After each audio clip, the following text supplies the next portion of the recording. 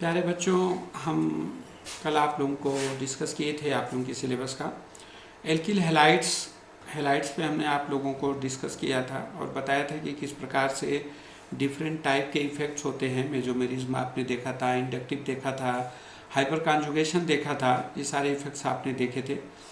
तो अब हम शुरू कर रहे हैं रिएक्शन मैकेनिज्म, जो आपके सिलेबस का पार्ट है कि एल्किल हैलाइड्स में किस प्रकार के रिएक्शन होते हैं उनको हम देखेंगे। तो न्यूक्लियोफिलिक सब्स्टिट्यूशन रिएक्शन से हम स्टार्ट कर रहे हैं। न्यूक्लियोफिलिक सब्स्टिट्यूशन रिएक्शन मतलब न्यूक्लियोफिलिक डिस्प्लेसमेंट रिएक्शन के रूप में आप इसको देखिए। आप देख रहे हैं कि यहाँ पर क्या है, एल्किल हैलाइड्स का मतलब है RX यहाँ पे क्या है, ये कोई हैलाइड है। तो जैसे क्लोराइड, फ्लोराइड, ब्रोमाइड, इस तरह का कोई हैलाइड है, तो इसको इसमें से रिप्लेस हो जाना है, निकल जाना है और इसके स्थान पर यहाँ कोई न्यूक्लियोफाइल आ जाएगा, तो इसको हम क्या कहेंगे, सब्स्टिट्यूशन रिएक्शन कहेंगे। अब इसमें दो प्रकार के सब्स्टिट्यूशन रिएक्शन होते हैं, जिसमें कि SN1 और SN2, ये दो प्रकार के आपके सब्स्टिट्यूशन रिएक्शन होते हैं। तो अब SN1 के रूप में अगर हम देखते हैं तो टू स्टेप मैकेनिज्म के रूप में देखते हैं। टू स्टेप मैकेनिज्म का मतलब है कि है टू स्टेप मैकेनिज्म, लेकिन यूनिमॉलिक्यूलर रिएक्शन इसको कहा जाता है, क्योंकि ये दो स्टेप में जो रिएक्शन होता है तो उसमें जो पहला स्टेप है वो काफ़ी स्लो होता है और वो रेट डिटरमाइनिंग स्टेप होता है। इसीलिए टू स्टेप में होने के बावजूद भी इसको कहा जाता है यूनिमॉलिक्यूलर, यानी कि इसमें जो मेन कंपाउंड है यानी एल्किल हैलाइड है, इसी का जो कंसंट्रेशन है वही एक्चुअल रेट डिटरमाइन करता है, एक्टिव मास जो होता है उसका रेट डिसाइड करता है, क्योंकि ये सबसे स्लो प्रोसेस है। जो न्यूक्लियोफाइल का अटैक है, यानी जो R+ पे यानी कार्बोनियम आयन जो बन रहा है, इस पे जो न्यूक्लियोफाइल का अटैक है, ये बहुत फास्ट प्रोसेस है और इसलिए जो है ये फास्ट प्रोसेस होने का रेट डिटरमाइन नहीं करता और इसीलिए हम इसको SN1 रिएक्शन बोलते हैं, यानी यूनिमॉलिक्यूलर, यानी ये जो मॉलिक्यूल है वही इसके रेट को डिटरमाइन करता है। दूसरी तरफ SN2 मैकेनिज्म में क्या है कि SN2 मैकेनिज्म में जो RX है उसी से आपका जो न्यूक्लियोफाइल उससे जुड़ता है और साथ ही साथ सिमल्टेनियसली X उसमें से निकल जाता है। तो ये इसका भी हम आपको मैकेनिज्म भी नीचे दिखाएंगे। यहाँ देखिए, आपको मैं मैकेनिज्म दिखा रहा हूँ उसमें, ये देखिए इसमें आपको दिखाई दे रहा है क्या, इसमें आपको दिखाई दे रहा है कि ये आपका एक एल्किल हैलाइड है, ये टर्सरी कार्बन आप देख रहे हैं यहाँ पे, वो एल्किल हैलाइड है। इसमें ये X जो है जुड़ा हुआ है, ये वो हैलाइड है।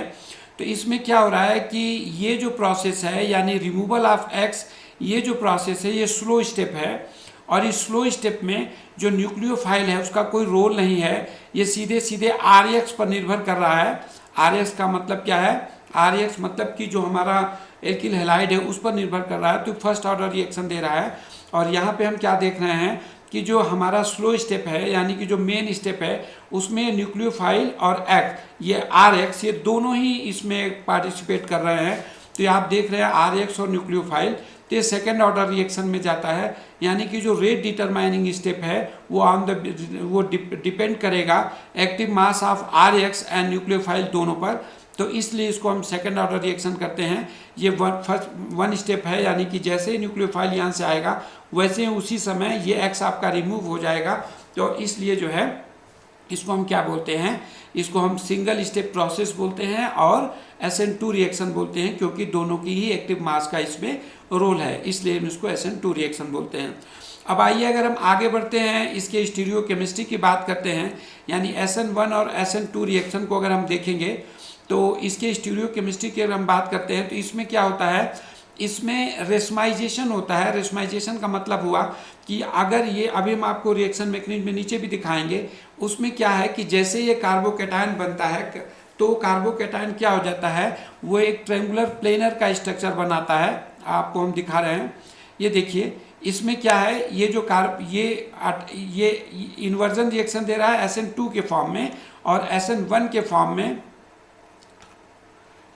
ये देखिए इसमें क्या दिखाई दे रहा है, इसमें जो ये Br है जब ये रिमूव हो जाता है, हट जाता है फर्स्ट स्टेप में, यानी जब X इसमें से रिमूव हो जाता है तो बचा हुआ जो कार्बोकैटायन है वो क्या हो जाता है, वो ट्रायंगुलर प्लेनर हो जाता है और इसलिए जो आपका OH है यानी जो न्यूक्लियोफाइल है वो आपको दोनों साइड से अटैक कर सकता है। यानी कि अगर आप देखें अगर कोई भी रिएक्शन आप देखिए जिसमें कि अगर वो इस तरीके का आपको दिखाई दे रहा है, ट्रायंगुलर प्लेनर स्ट्रक्चर दिखाई दे रहा है, आप संभवतः देख पा रहे हैं, तो ट्रायंगुलर प्लेनर स्ट्रक्चर में जो न्यूक्लियोफाइल है यानी इनकमिंग लिगेंड है, वो इनकमिंग लिगेंड दोनों साइड से अटैक कर सकता है, वो इधर से भी अटैक कर सकता है और पीछे से भी कर सकता है। इसका मतलब क्या है, ये रेशमाइजेशन हो जाता है, यानी कि दोनों प्रकार के इसमें कंपोनेंट बनते हैं, तो इसलिए इसको रेशमाइजेशन के रूप में देखा जाता है, जो आप स्टीरियो केमिस्ट्री यहाँ देख रहे थे।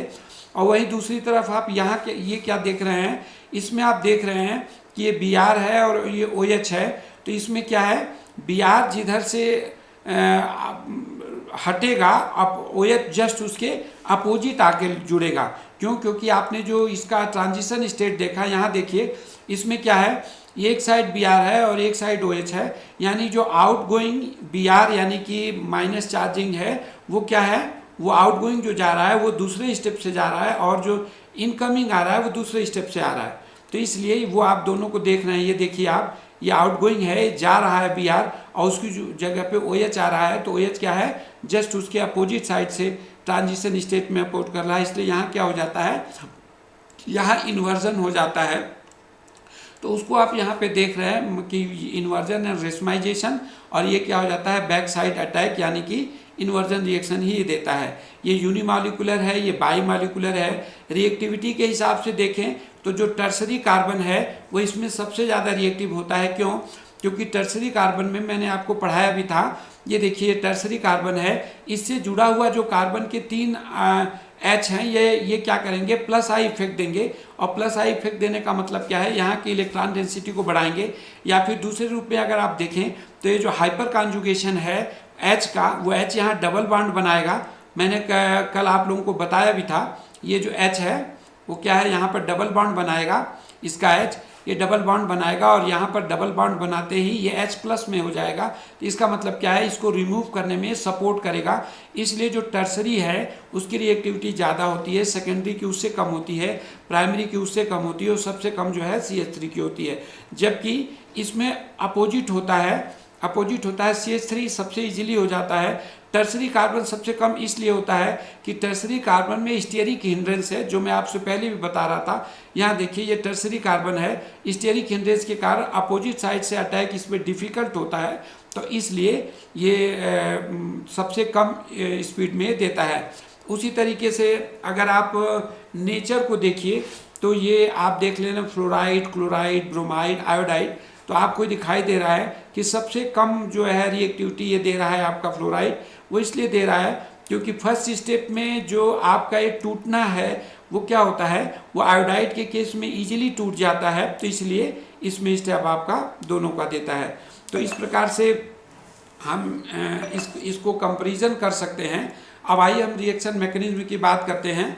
रिएक्शन मैकेनिज्म में हमको क्या दिखाई दे रहा है कि अगर हम SN2 की बात करते हैं तो ये है CH3Br, तो CH3Br से OH जो है ये न्यूक्लियोफाइल की तरह इसमें काम कर रहा है, और ये OH जो है Br को रिप्लेस कर रहा है। तो हम जानते हैं SN2 रिएक्शन में दोनों ही मॉलिक्यूल का कंसंट्रेशन, जो उसका एक्टिव मास है वो क्या होगा, वो रेट डिटरमाइन करेगा SN2 रिएक्शन में। तो ये फार्मूला उसके हिसाब से लिखा गया है। अब आइए देखते हैं अटैक होता कैसे रिएक्शन मैकेनिज्म में। हमने आपसे शुरू में ही कहा था कि ये ट्रांजिशन फेज सिंगल स्टेप, ये देख रहे हैं OH यानी हाइड्रोक्सिल ग्रुप इधर से जुड़ रहा है और Br इधर से रिमूव हो रहा है, दोनों एक साथ हो रहे हैं, और इसलिए क्या है, इन्वर्जन रिएक्शन ये दे रहा है। इन्वर्जन मतलब कि ये जो पूरा फ्लिप कर गया, उलट गया, यानी कि जो आपका फंक्शनल ग्रुप है वो just opposite type stereo chemistry में इसमें जुड़ता है। तो इस प्रकार से स्टीरियो केमिस्ट्री अगर हम देखिए, यहाँ देखिए आप, ये Br है और ये क्या हुआ, ये जस्ट अपोजिट उलट जाएगा। तो उलट करके तब जा करके stereochemistry, both 2 bromooctane and 2 octane are chiral, ये दोनों ही कायरल स्ट्रक्चर बनाते हैं। क्यों? क्योंकि ये देखिए आप, ये तीनों अलग अलग हैं। तो जब आपको हम पढ़ाएंगे इसके लिए स्टीरियो केमिस्ट्री के साथ कायरल और ए कायरल, तब आप इसको इसमें देखेंगे। तो रिएक्शन मैकेनिज्म के रूप में आपने देखा कि ये सिंगल स्टेप प्रोसेस है, और सिंगल स्टेप प्रोसेस में इसकी रिएक्टिविटी मैंने आपको बताई दी कि इसमें जो रिएक्टिविटी होती है वो टर्सरी की सबसे कम होती है। कारण